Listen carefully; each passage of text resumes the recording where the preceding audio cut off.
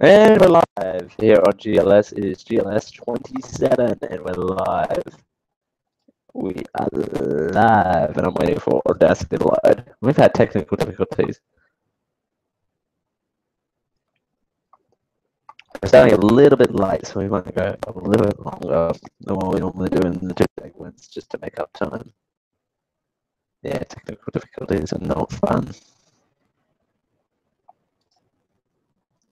Yeah, that one, there you go. Alright, so that's working. We're going in 3, 2, 1.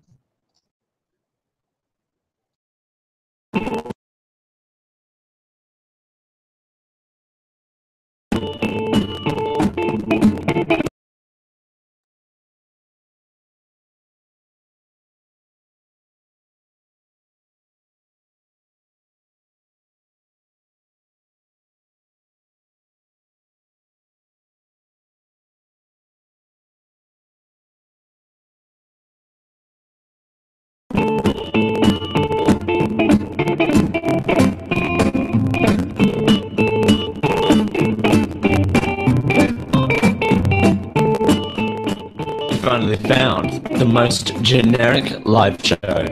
This is the Generic Live Show with Dale Campbell.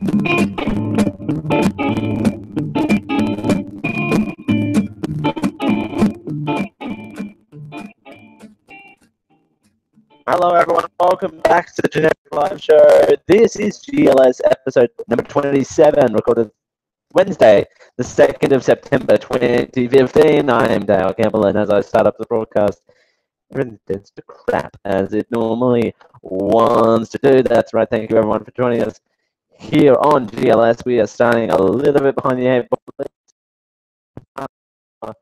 so therefore we're going to waste no time and let's get on with the news.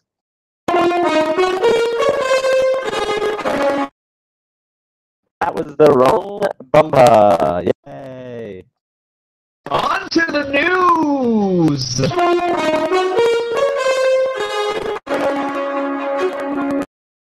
I am all misconjugulated.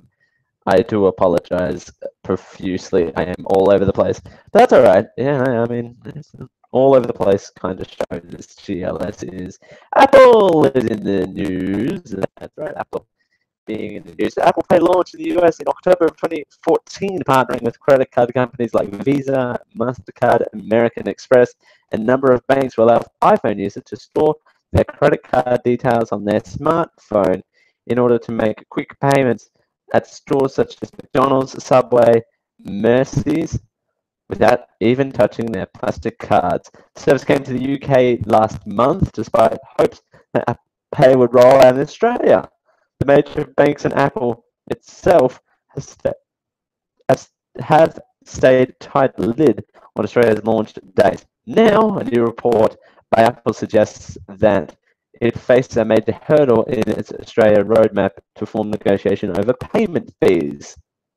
Fairfax Media has reported negotiations with Australia's big banks have stalled amongst claims that Apple is seeking largest share of interchange fees, the small amount that financial institutions earn on credit card and debit card transactions.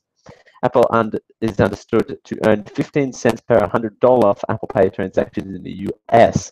Fairfax reports that the company is looking to maintain its rate in Australia, despite Australian banks earning roughly only half than the typical US fee.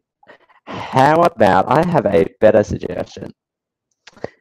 How about it not being all about the fees, because it's good to not have banks being all about the fees and actually being about the person, being about the bank, being about the customer themselves, and actually being driven by big banks and big business bonanza, extravaganza extraordinary. But I don't know. It could be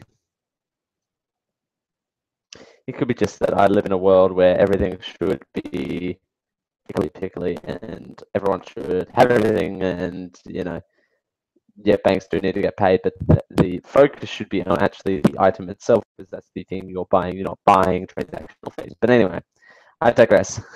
Spent way too much the time on this first headline.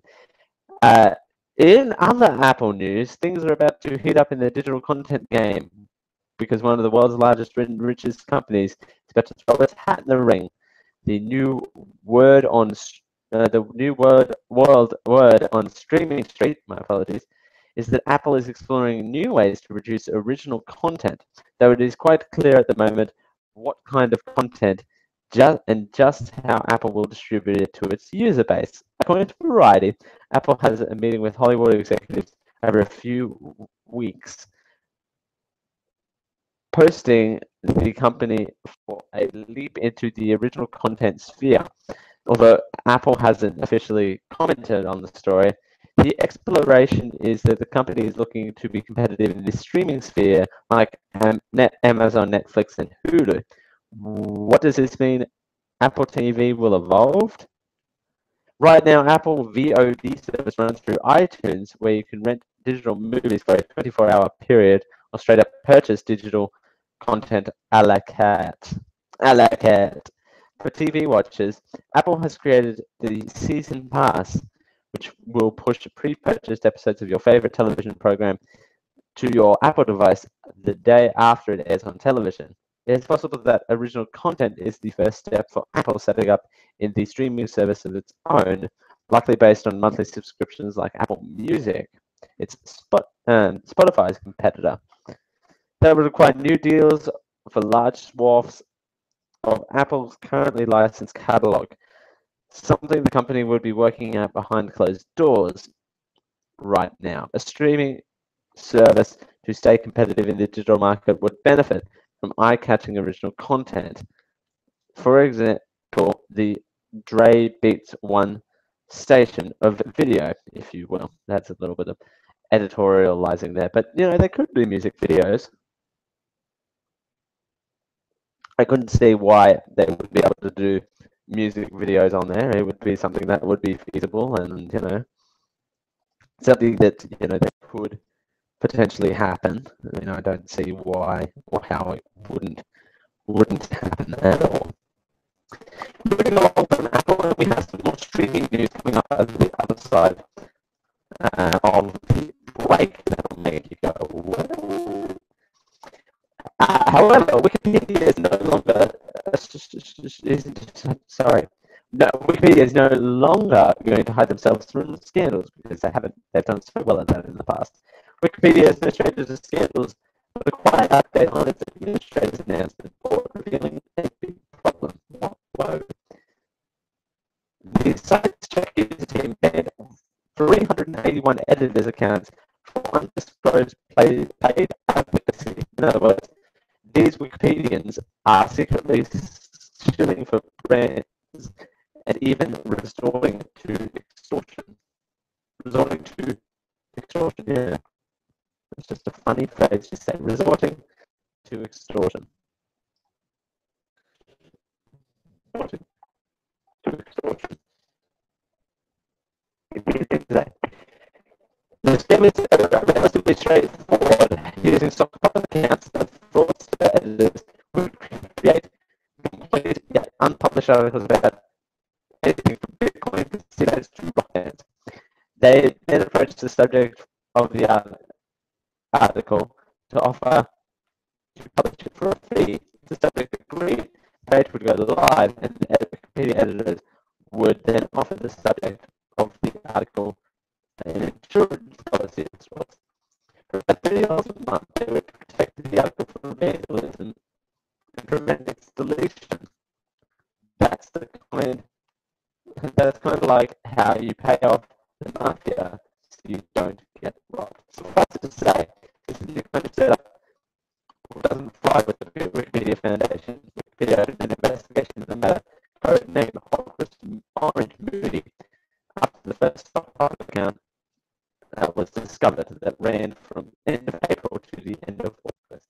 Yeah, I mean, it's just Westland, like, it's just not a good place to be anyway. So I don't understand how this any kind of surprise to anyone. I mean, really, it's just affecting. Yeah, I mean, again, it's not kind of surprising to see that this type of stuff is happening, but it's like, how long has this been? It's taken this long for something like this to happen, really? That's the kind of mentality that I have about it. Speaking of mentality, mentality.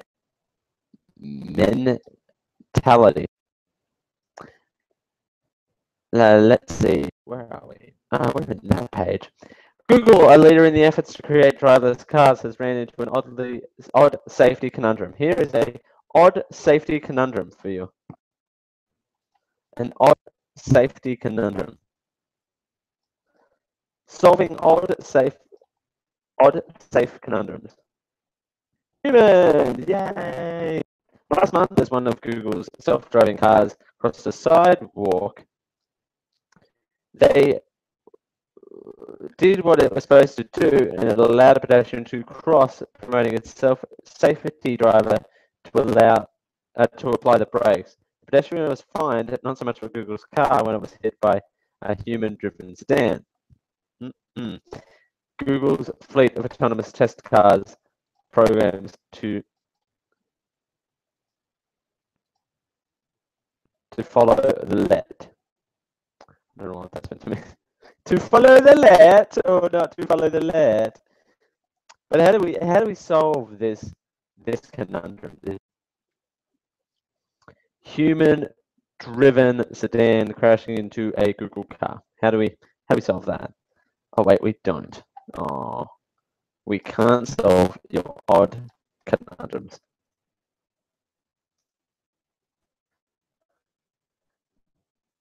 Not solve your odd safety conundrums. Exactly. Well, you know, I mean, we're always going to have humans. So, what's the big deal? I don't understand. So, you know, I don't.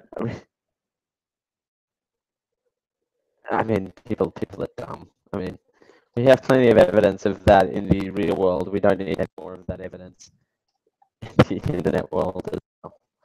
Finally, two guys from Sacramento have started a real-life gangster flick about the world's dumbest criminals. David Baston and Carlos Gonzalez were arrested after the live streaming app Periscope to broadcast a burgled home invasion. The two wannabe gangsters started a broadcast on social media app and say that they were going to ride over and see what they could do. Where were they headed exactly?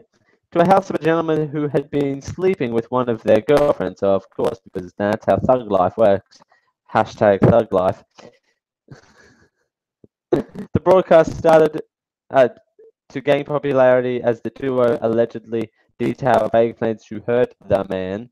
During the stream, Gonzalez could have been brandishing a handgun, as he told viewers he wouldn't be able to show them everything, alluding to potential violence that was about to incur. When they arrived at the apartment, the pair was shown knocking at the door as they tried to lure the victim outside. Stop being a scaredy. Open the door. Tell that beep, beep, beep, beep, beep to come out. Wait, what explicit work starts with W?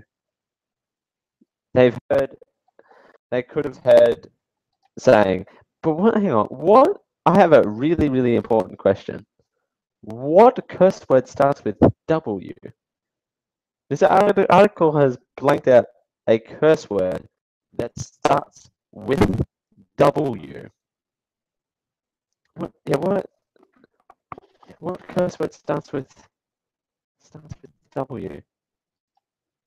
I can't think of any. Yeah, that's really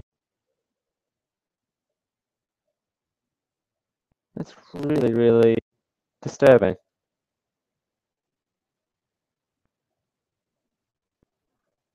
That's really, yeah, huh. Anyway, I'm done pondering that one. And that is the headline.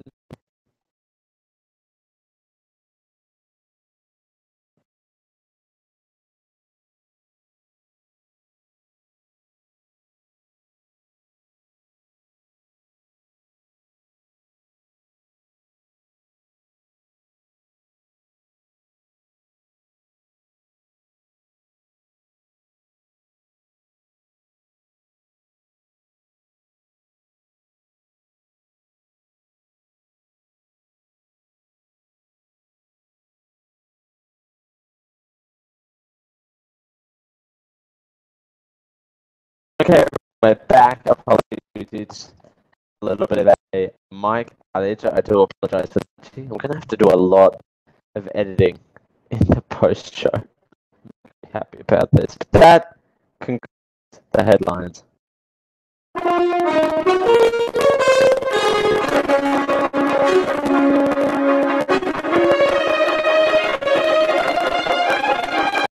We have an update for you. Beep, beep, beep, beep, beep, beep, beep, beep.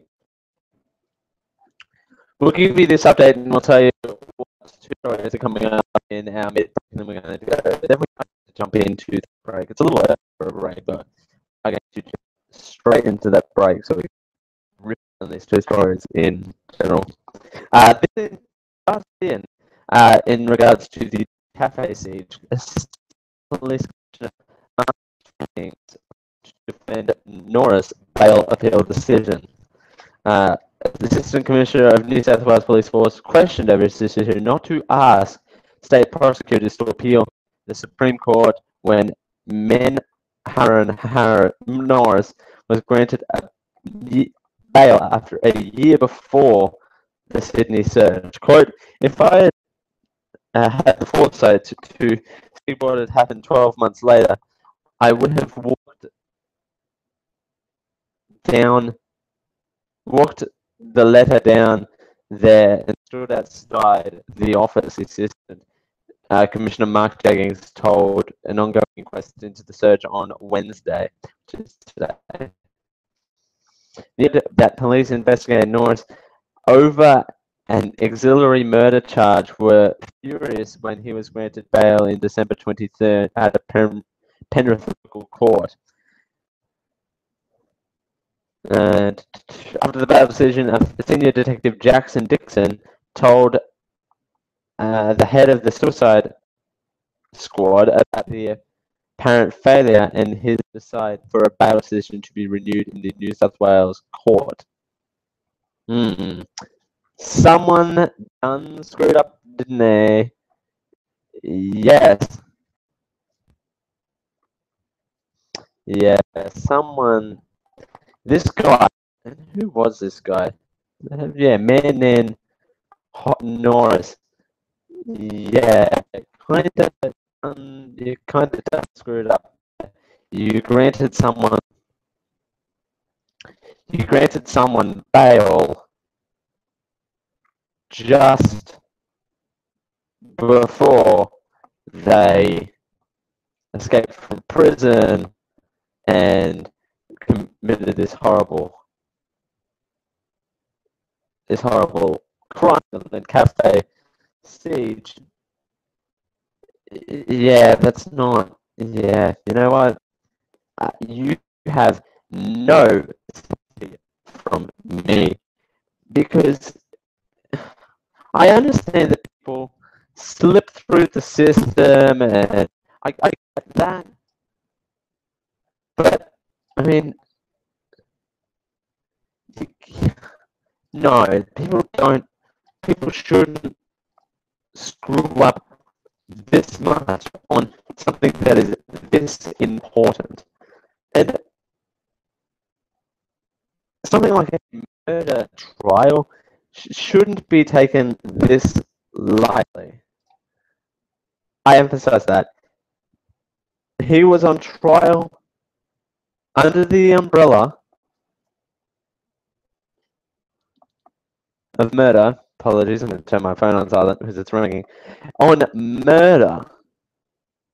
And that's just taken as, oh, we granted him bail after a year. Yeah, someone better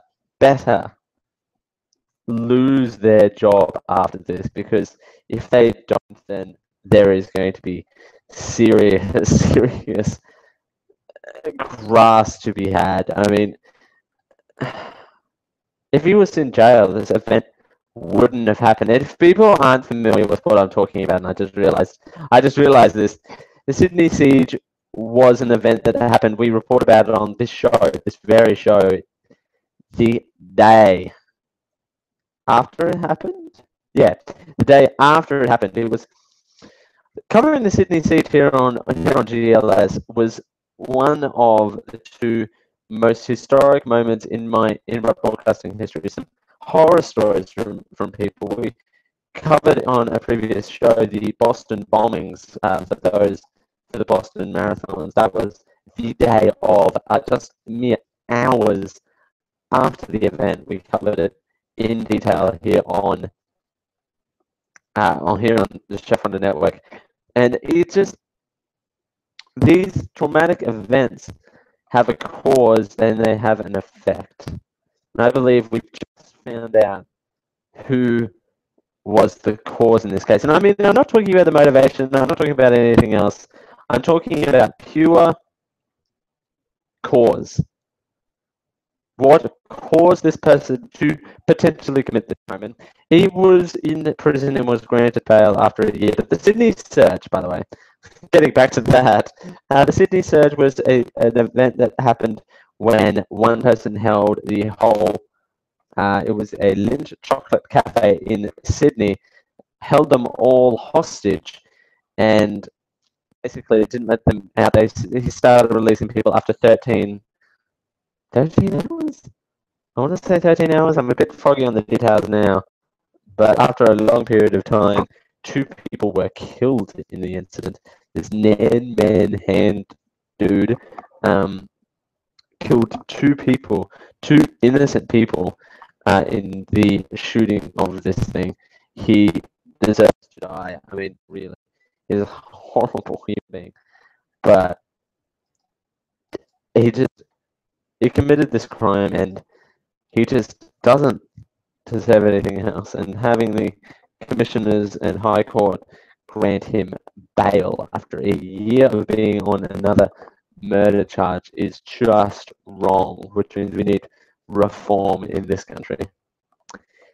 And now that I've made this show all political before 10:30, I think it's time, we move on. But anyway, I just wanted to provide that update because we do look for key updates on stories that we do cover on this show. I make a joke about it all the time that we have all the car security stories in the headlines, but yeah, that is something that we do kind of keep an eye on, is what happens in security and that sort of thing as well. But as we continue here on GLS for a Wednesday, episode number 27, despite all the technical difficulties, we're going to be onwards and upwards. You might find that this show is actually a shorter podcast version after I edit it all down. But the live podcast, they still can listen through an hour of me cussing at the computer screen, so that's fun. As we continue here on GLS, we have 2 news articles to rant about. Definitely 2 different stories, but all relating to online. We're going online real fast. It is official. Australia is set to charge GST on all online purchases from 2017. Not 2016, 2017. So the next not the next financial year, the financial year after that, not in the next financial year, the next 2 financial years, this will come into place, and the Netflix for pirates is in Hollywood sites. As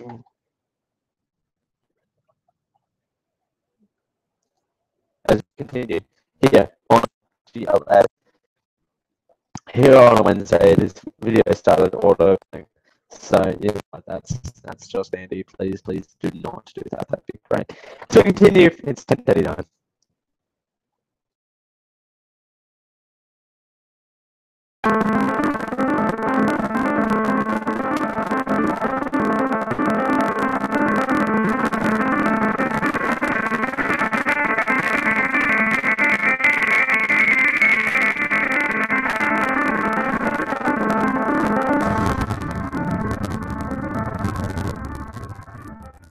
Hey, CJ Boat here from Small Screen Spoiler Show and the Geek.io show, here to tell you about my brand new album, The Chronicles of Athlor, The Heart of the Deimos. Do you like post-apocalyptic fantasy novels? Then this is something for you. In this world, I spin a tale of fantastic creatures, vengeful gods, and even a cyborg dragon. Chronicles of Athlor, The Heart of the Deimos tells an engrossing story set in a rich and fleshed-out universe, and it deserves a place on your reading list. Head on over to geek-io.net/Athlor and pre-order the novel now for just $4.99. That is geek-io.net/ATHALOR.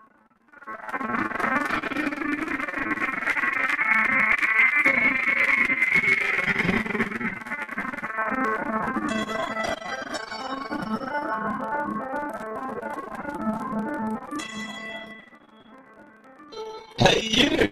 Yes, you, fine listener of this program. You can help us become more than what we already are. I know, it's a revolution. Hold on to your butts, because I'm about to give you a URL address that could change our lives. Not really, but it would help us out tremendously if you went over to geek-io.net/support. So you can do a lot more than what we're actually doing now. That website actually has a lot of links on it, where you can help us out monthly through Patreon, at our Patreon site at patreon.com/geek.io, or you can help us out once or by supporting those who support us. But then you can become the ones who support us, who support you, who support us. The support section, to continue this support section, it's in your hands. geek-io.net/support to keep this ever-long cycle of support up. Thank you.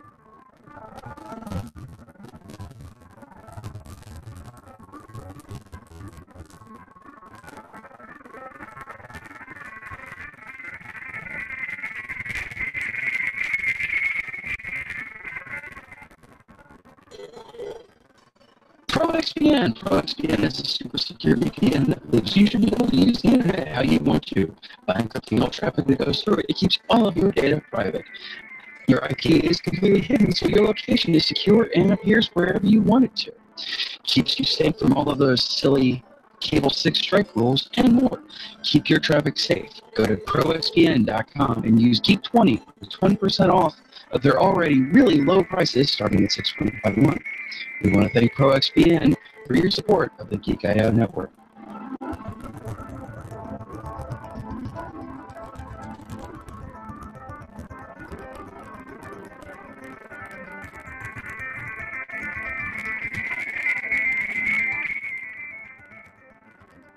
Want a custom computer? Want to run the latest games at the highest graphics with no lag? Want to build a computer that can make and edit movies or videos like them they're professionals? Pugen Systems has your solution. Go to geek-io.net/Pugen to build a brand new custom computer. We'd like to thank Pugen Systems for their support of the Geek.io network.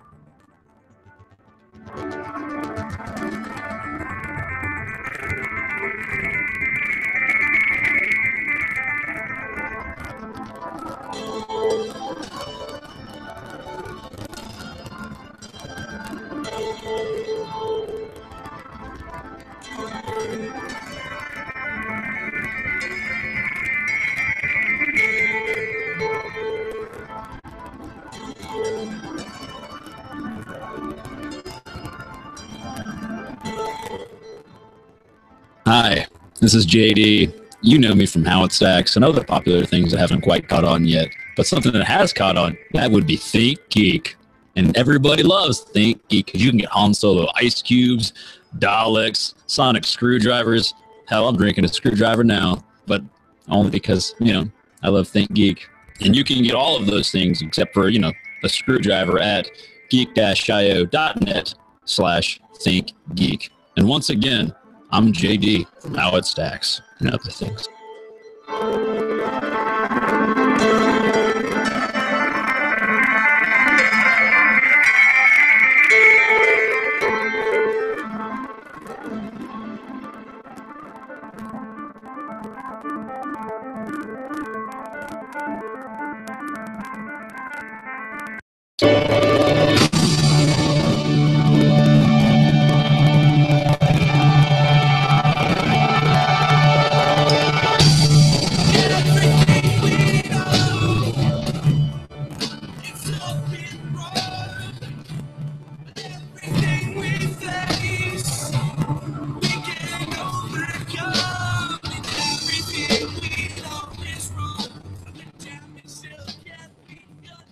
This is the Generic Live Show with Dale Campbell.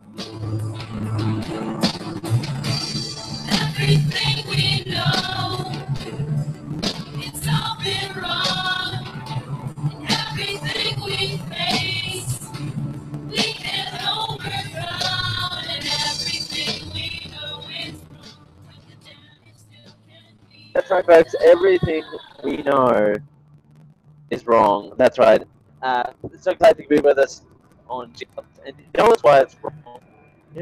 Everything we've known up to this point is completely wrong because there is such a thing here in the country as the goods and services tax, which is 10% tax on everything that we do. Everything we do in this country is restricted by a 10% tax. We've just come to love the fact that it is a way of life, and that there is nowhere in our life in this country that we'll be able to avoid goods and services tax, because online is still a service, I guess. So glad you can be with us here on a Wednesday. It is GLS. It is episode number 27. These two facts have not changed. I'm still Dale Campbell. It is 10:37 p.m. No, 10:36. I'm getting ahead of myself. 10:36 p.m. And so glad you can be with us here on a Wednesday. Goods and services tax, like I alluded to a little bit a second ago, it's now 10:37. Australia is set to put goods and services tax on to everything for online vendors who have goods and services on them, which is kind of redundant because everything that's online has a good or service attached to it. By from July 1, 2017. I'd like to remind you in the financial year of 2015, 2016, and 2016 to 2017, and the tax year of 2017, 2018 is when this will actually take into account. I've been looking forward to talking about this story all week. That's right. Federal Treasurer Joe Hockey announced the move in a televised press conference on Friday afternoon. Hockey stated that the state and federal treasuries have reached an accord decision in meetings in Canberra. Currently, GST only applies to purchases above $1,000. The Australian federal government first noted the charges in April this year. Unanimously dubbed Netflix tax. I just got picked. I picked my little dongle. Okay. The measure will ensure the introduction of GST on intangible products such as content streaming services, as well as ebook services, app downloaders, purchase of songs, TV episodes, games, and movies through services like Google Play Store.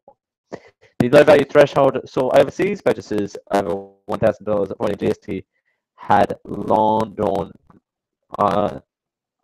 the eye of bricks and mortar 3,000 Australian-based online stores. Quote: "This will deliver competitive neutrality for Australian businesses. There is fair and equal treatment of all goods and services, Hockey said. The tax changes have been expected to start earlier and expected to start at an earlier day, with modelling from the Australian federal government in May, suggesting the changes would net $350 million in revenue over 4 years.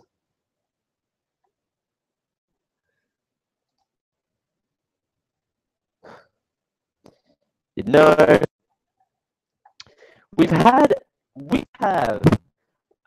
okay, I'm going to get passionate here for a second. Dale Passionate Corner. Actually, you know what? Can I set the time? Do I have something in here for one? I don't have anything in here for 1 minute. I want to play something that will play for only 1 minute. Damn, I can't. Oh, Valerie. No, I don't know what that is. Whoa, what's that playing? No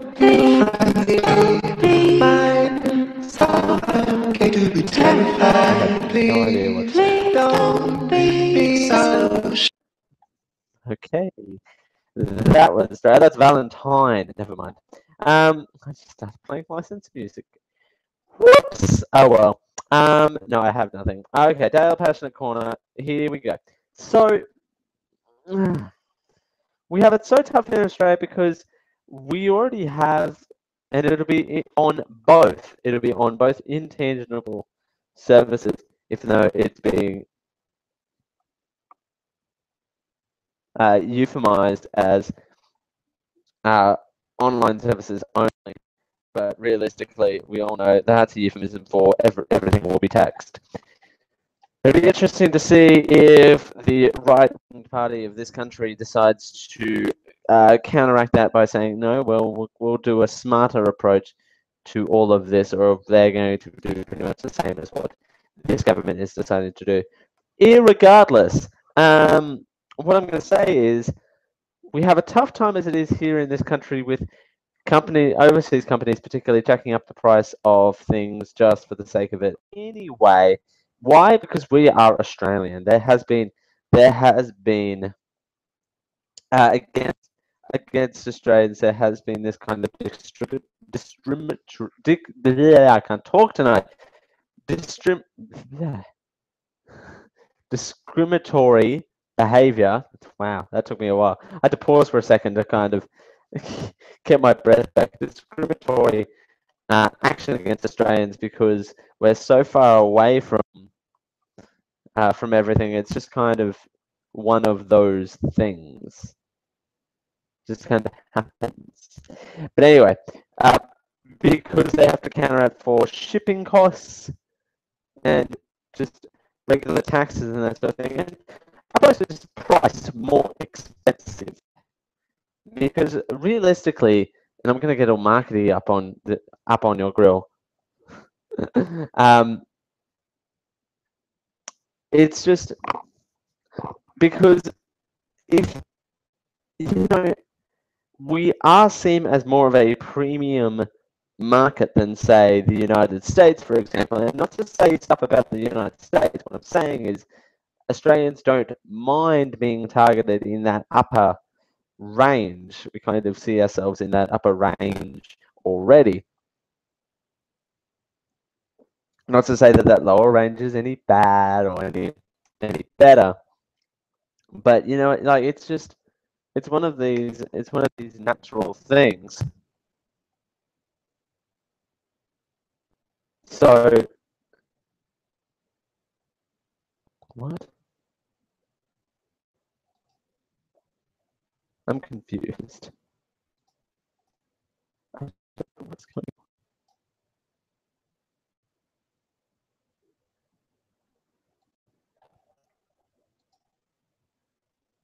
I don't. What's going on? Anyway, we'll sort that out later. But you know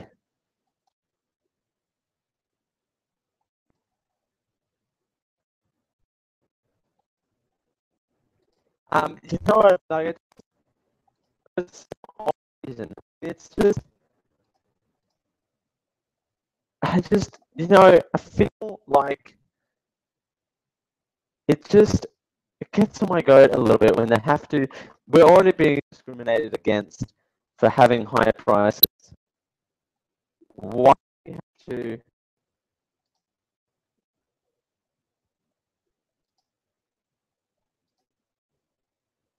Why do we have to kind of be this? Why do we have to be discriminated against more for choosing online options if we want them? You know what I mean? Like, it's just, I feel like it kind of, it defeats the purpose of,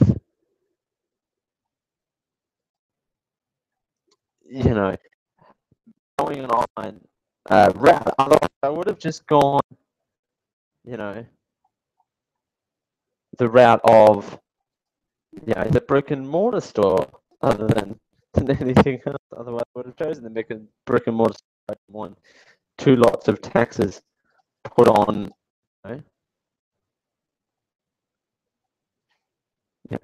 put on the, on the products. I'm getting really distracted by Google Hangouts. I'm going to close that.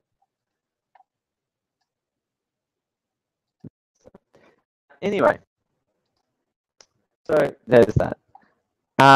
Next up, Netflix for Pirates. So here we go. So what's this about?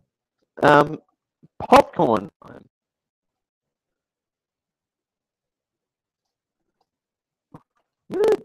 Popcorn Time is a software dubbed as Netflix for Pirates.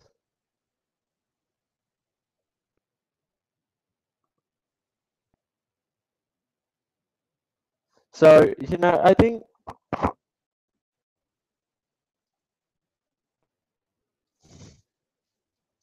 and it's Hollywood's worst nightmare. And it now sites of movie studios continue to gain traction amongst those who find it simple, one-click user interface hard to resist.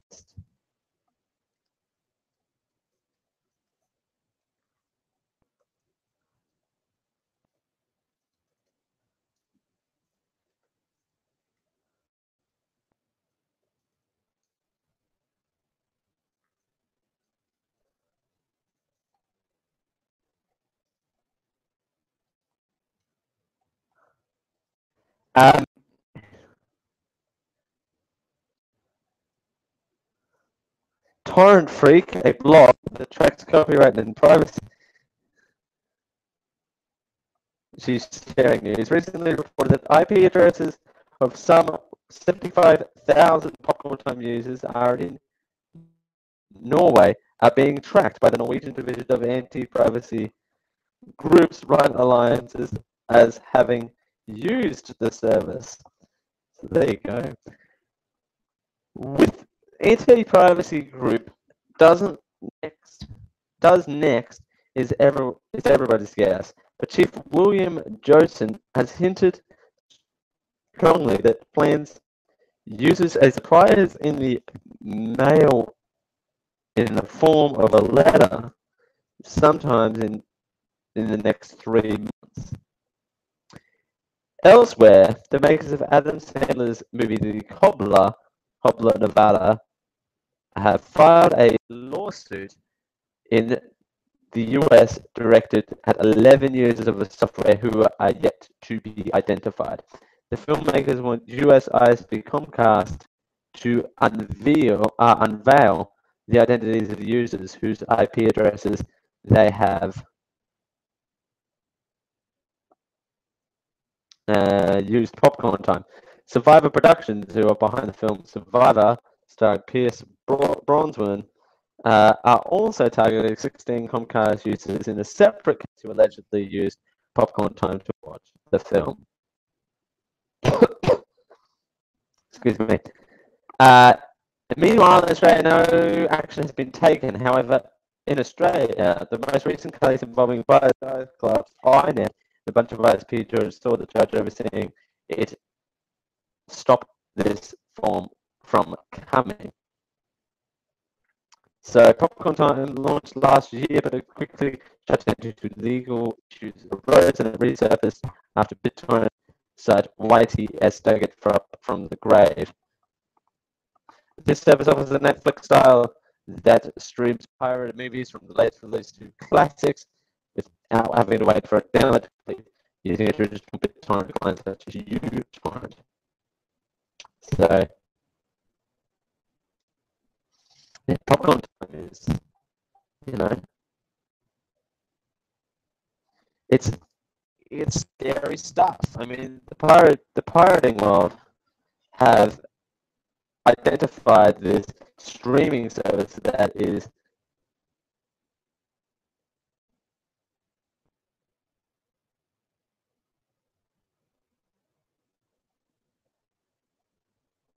have identified the fact that it's a threat to them, and they have also used it to kind of identify who the IP addresses using these services are, so they can target them. Particularly, it's both good and bad for the Hollywood studios. It's good because this type of service is good because they're watching their films, it's bad because the studios aren't making any money and they're spending all their time and resources. Instead of making other films, they're using it in terms of, hunting down resources to kind of, track down people, particularly people who are pirating their movie, which, by the way, is probably more not rare than rare. But what I will say for Popcorn Time is that 75,000 popcorn users in Norway have been tracked. 70,000. That's a lot of people. 70,000 people. It's just too much. To kind of comprehend in my head. So, yeah, there are 75,000 people who are using Popcorn Time in their kind of realms, sort of thing.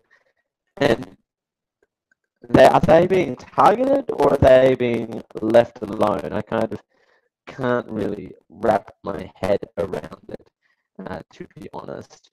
And that's what we have. We don't really have much. It has been a little bit of a slower news week, but I like these shorter shows. I still have the former shows, so, and it is going to be quite a smaller show because we don't really have much news this week. It has been really slow news week, but I thought I'd still do a show regardless. You can find chefwondermedia.net, geek-io.net/GLS at both, GLS at both, g+.ts/generic-live-show, youtube.com/generic-live-show, patreon.com/geek-io, Savannah Singh for the artwork, iTunes, and all the other podcasting apps as well. You can find us there if you so desire. Thank you, everyone, for joining us. We'll see you all next week. It's 10:53.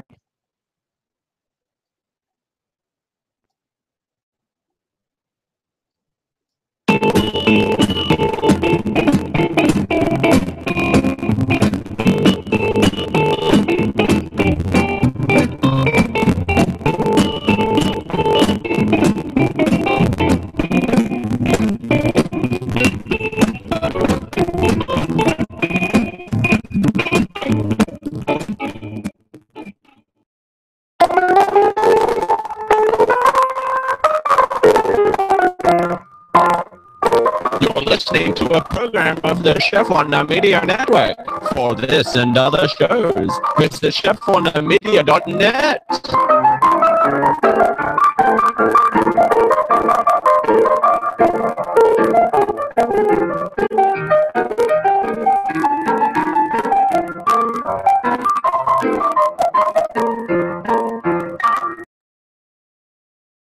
This has been a Geek.io production.